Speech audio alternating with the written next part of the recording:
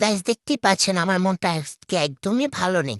কারণ আপনাদের সবার পছন্দের ছুট্টু আমার বিছানায় শুয়ে আছে। দেখেন কিভাবে শুয়েছে, একদম বিরক্ত করা। আপু ওকে কিচ্ছু বলে না, বিরক্ত লাগে।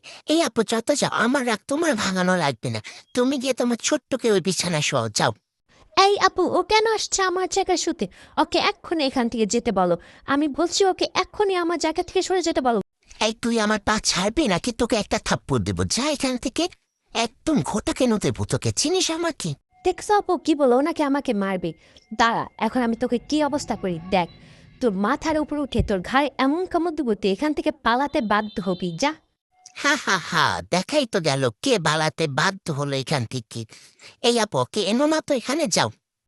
আমাকে আদর করে আনবে না তোকে আনবে? এরপর আসল চেহারাটা মানুষের সামনে দেখিয়ে দাও তো। আর মুখের সামনে ক্যামেরাটা নিয়ে যাও, যাও। একে একে আমার মুখের সামনে এনো না, আমার মুখের সামনে এনো।